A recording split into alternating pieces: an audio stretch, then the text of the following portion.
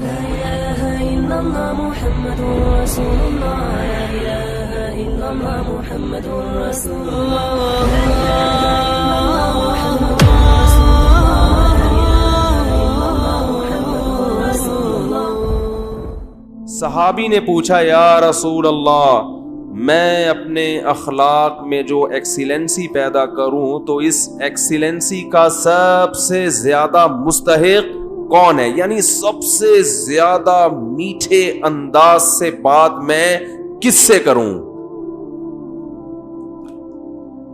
آپ یوں بھی کہہ سکتے ہیں آج کی زبان میں جب میں بات کسی سے کروں تو اس میں شکر گھولوں میں تو سب سے زیادہ چینی اور سب سے زیادہ شکر کس سے بات کرتے ہوئے اپنے کلام میں گھولوں؟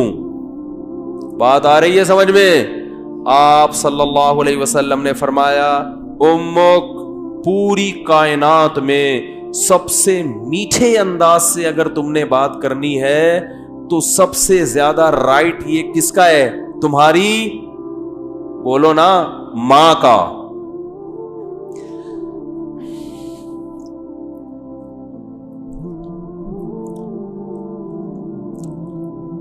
صحابی نے عرض کیا یا رسول اللہ کیا انداز ہے؟ فرمایا ثم من، ثم کا مطلب ہوتا ہے اس کے بعد، ثم من، یا رسول اللہ ماں کے بعد دوسرے نمبر پر میٹھے انداز سے اچھے انداز سے بات کرنا کس کا حق ہے کہ میں اس سے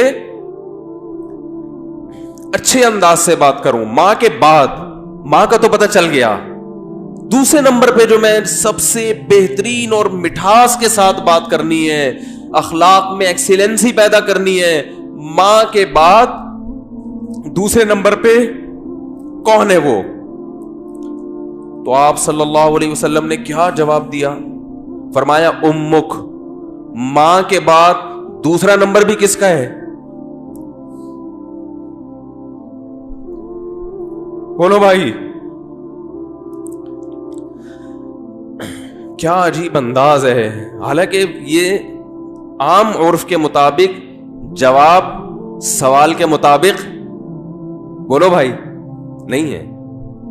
مجھ سے اگر کوئی پوچھے کہ سب سے بڑا حق کس کا، میں کہوں ماں کا، وہ کہ اس کے بعد کس کا، تو میں کہوں ماں کا، وہ کہے گا میں اس کے بعد کا پوچھ رہا ہوں، اس کا تھوڑی پوچھ رہا ہوں۔ تو یہ سرسری نگاہ سے دیکھا جائے تو یہ بلاغت والا کلام نہیں ہے، یہ غلط کلام ہے اگر سرسری نگاہ سے دیکھا جائے، کیونکہ ہم پوچھ رہے ہیں کہ اس کے بعد، ماں تو پتہ چل گیا، ماں کے بعد اس کے علاوہ بتائیں آپ، لیکن نبی دوبارہ کس کا نام لے رہے ہیں؟ یہ سرسری نظر میں یہ کلام بلیغ نہیں ہے، لیکن حقیقت میں یہ بلاغت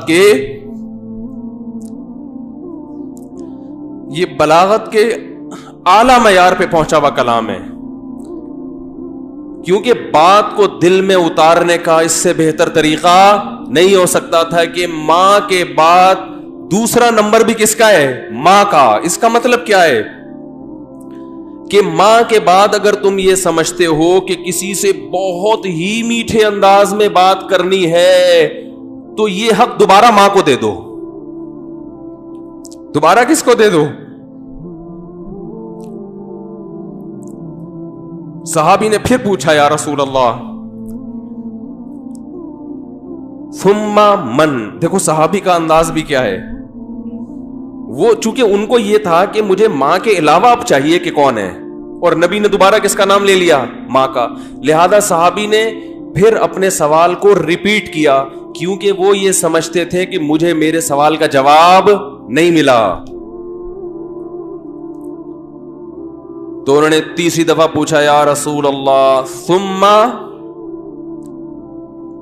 ثم من، یا رسول اللہ تیسرے نمبر پہ کون ہے؟ تو آپ صلی اللہ علیہ وسلم نے فرمایا امک، تیسرے پہ بھی کون ہے؟ بولو بھائی، یہ ہے ویمن رائٹس۔ یہ کیا ہے؟ یہ جو بے شرم لوگ حقوق نسواں اور عورتوں کے حقوق کے نام پہ الو بنا رہے ہیں نا, ان کی باتوں میں مت آیا کرو. ان کا مقصد صرف عورت کو کپڑوں سے آزاد کرنا ہے اور مرد کی دسترس سے آزاد کر کے مرد کے مقابلے میں لا کے مرد کا دشمن بنانا, تاکہ مرد عورت سے محبت کرنا چھوڑ دے, اس کا حق دینا چھوڑ دے.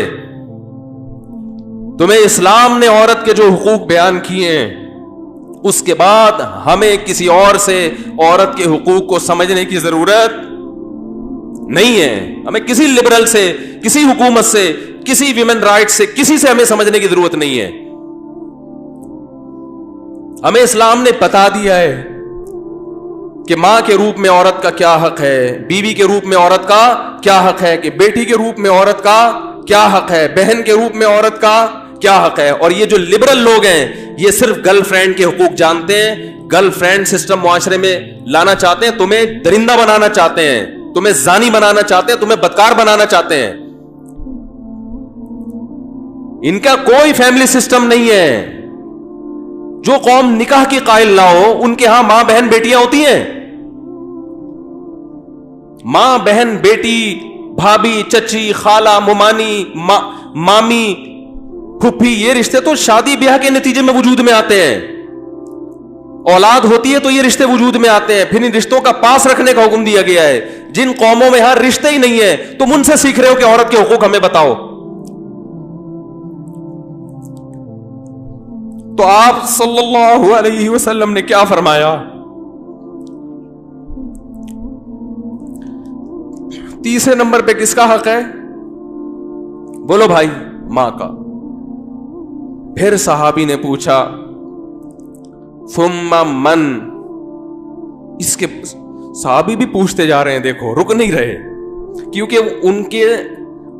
ان کے سوال کا جواب مل نہیں رہا کہ یا رسول اللہ آپ ماں کا تذکرہ ختم کریں گے تو پتہ چلے گا کہ ماں کے بعد کس کا حق ہے. تو آپ صلی اللہ علیہ وسلم نے ارشاد فرمایا ثم ابوک. چوتھے نمبر پہ کون ہے؟ باپ. پوری کائنات میں اگر آپ کسی سے نرم انداز سے بات کرتے ہیں, میٹھے لب و لہجے میں بات کرتے ہیں, بہت سے لوگ ہیں جن سے آپ بہت نرم انداز میں بات کرتے ہیں. اپنے باس سے آپ سر کہہ کے بات کرتے ہیں کہ نہیں کرتے؟ کبھی آپ نے دیکھا کہ اس نے تھوڑا سا سختی کی ہو, آپ نے آنکھیں ماتھے پہ رکھ لی ہوں؟ کبھی دیکھا آپ نے؟ ہے بھائی,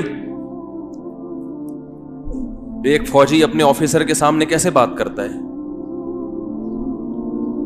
آپ نے دیکھا کبھی وہ ابے تبے سے بات کر رہا ہو؟ ہیں میں کسی کی نہیں سنتا, میری اپنا لائف اسٹائل ہے, سر مجھے زیادہ آرڈر نہ دیا کرو. کبھی دیکھا آپ نے ایسے اسٹائل میں بات کر رہا ہو؟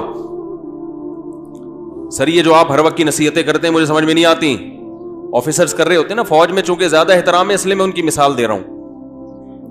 ایک بریگیڈیئر آیا اور ایک عام فوجی کو سمجھا رہا ہے کہ یہ کیا کرو, یہ کیا کرو. وہ جواب میں کبھی دیکھا کہ سر یہ زیادہ نصیحتیں مجھے اچھی, بولو نا سر مجھے نہیں اچھی لگتی ہیں زیادہ ہر وقت کی نصیحتیں. حالانکہ وہ آفیسر اس کو تنخواہ نہیں دے رہا, تنخواہ اس کو گورنمنٹ دے رہی ہے. اس آفیسر کے اس پر احسانات نہیں ہے, صرف ایک ڈسپلن کو برقرار رکھنے کے لیے آرڈر دیا ہے کہ تمیز سے بات کرو.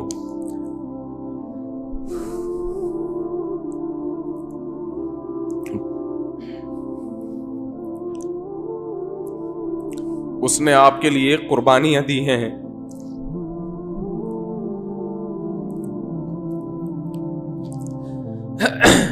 وہ آپ کے لیے لوگوں سے لڑا ہے.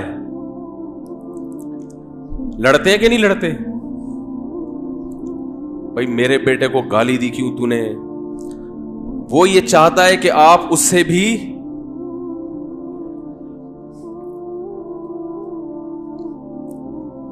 آپ اس سے آگے چلے جائیں.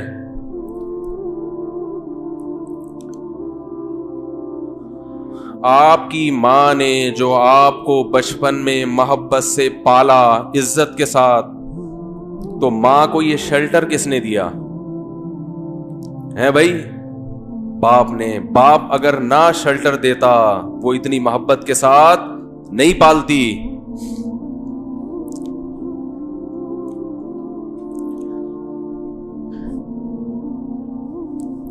یہ ٹاپک مجھے چینج کرنا پڑے گا, میری میٹر جو ہے نا شارٹ ہو جاتا ہے, بولا نہیں جاتا اس ٹاپک پر. خیر, ہم اپنا جو موضوع لے کے چلے تھے اسی کو کرتے ہیں. تو دیکھو آپ صلی اللہ علیہ وسلم نے کیا فرمایا کہ چوتھے نمبر پہ سب سے زیادہ حق کس کا ہے؟ بولو بھائی, باپ کا. اور اس کی علماء نے ایک حکمت یہ بھی بیان کی ہے کہ باپ چونکہ مرد ہے نا تو اس میں برداشت کی قوت ہے. ماں میں برداشت نہیں ہوتی, اس سے بدتمیزی کرو گے بیچاری روتی رہے گی, باپ کھینچ کے 2 تھپڑ ایسا ہی ہے نا, باپ سے زیادہ نہیں اور لگا دے گا 2-4 کی. ماں بیچاری کڑتی رہتی ہے بیٹھ کے.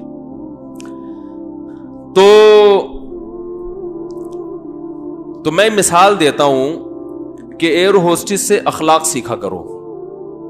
جس اسٹائل میں ایئر ہوسٹس آپ سے بات کر رہی ہے تو جب ماں سے بات کرو نا تو اس اسٹائل میں 3 چمچ چینی, 3 چمچ حدیث میں 3 گنا ہے نا, تو جتنی چینی آپ اپنے باس سے بات کرتے ہوئے اپنے کلام میں ملاتے ہو, اپنی ماں سے بات کرتے ہوئے 2 چمچ اس میں اضافی ڈال لیا کرو, تو ٹوٹل کتنے ہو جائیں گے؟ 3 چمچ ہو جائیں گے. اتنا میٹھا کلام ہونا چاہیے کس سے بات کرتے ہوئے؟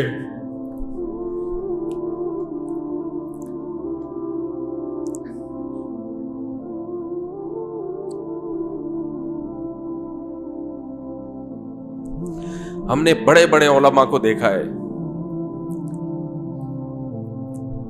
ان کے والدین بالکل دیہاتی, کچھ بھی نہیں آتا ان کو, بالکل گنوار, نہ بات کرنے کی تمیز, نہ اٹھنے بیٹھنے کی تمیز, لیکن بیٹے بن گئے بہت بڑے عالم, اللہ نے بڑی عزت دی.